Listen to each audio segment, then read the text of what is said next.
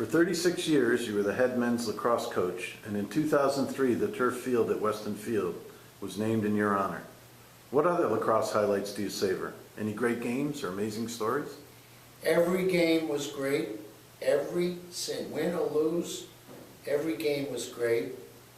The kids gave me 110% every single game, and we had fun. I think, nowadays, I think the key to success at Williams College, you've got to make it fun for the kids, the men and women. They have to have fun. They've got their academic schedule, and they come to you at 3 and 4 o'clock in the afternoon, and they need an outlet, physical outlet, a mental outlet, and a humorous outlet. This is a game. Nobody dies. You play hard. Some you win, some you lose. I'll take care of the preparation, the discipline, and the structure. But when the game time comes, go out and play and have fun. And we did that, I think, in every single game that I coached here. Some were more fun than others, but for the most part, every time you stepped on that field, you had a smile on your face, you were relaxed, and you were playing for Williams College. How did you find out that the turf field at Weston Field was going to be named after you? That's a good question.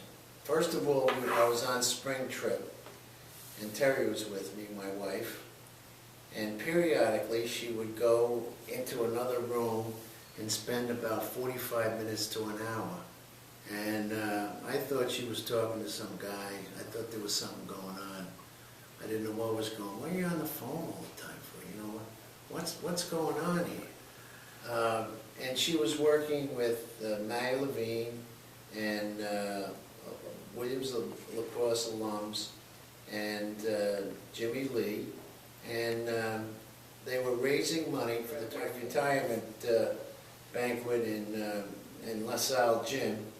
And Terry says, now there's going to be an announcement, so don't say something stupid or do something stupid. I said, well, what's the announcement? She said, they're going to name the new turf field for you. I said, new turf field? What new turf field? What are we talking about, new turf field? She said, just go up there and say thank you. So Morty made the announcement. It was tremendously gratifying. It was, as I said, it's nice to have something like this when you're above the turf instead of below.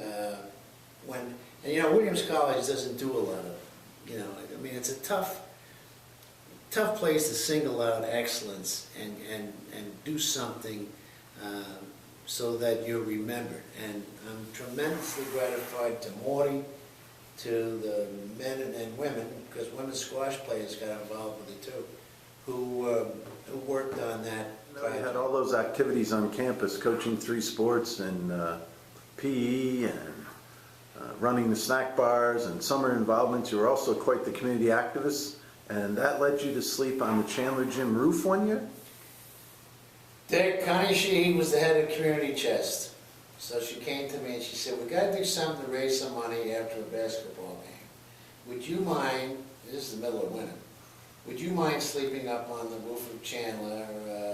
We'll set this all up as a fundraiser. I said, no problem. I got some warm clothes. I can do that. So I went to the basketball game, and Chief Kennedy arrested me for some trumped up charge and said that I'd have to sleep up on the roof to get after the charge. So we went up on the roof. Now this is the best part. I'm up, there's a bed up there and a mattress. Well, Harry Sheehy, who was the basketball coach, felt so badly that I had been coerced into this that he wanted to go up and sleep with me. And he felt badly, so he brought Gary Guerin up. So we had 3 beds, mattresses, sleeping bags, and we went up on the roof. And, once you get in the sleeping bag, you're fine. But one of the funniest things up there was that Gary had to go to the men's room. And it was so cold he didn't want to get out of his sleeping bag. So Harry and I kept talking about, drinking beers, water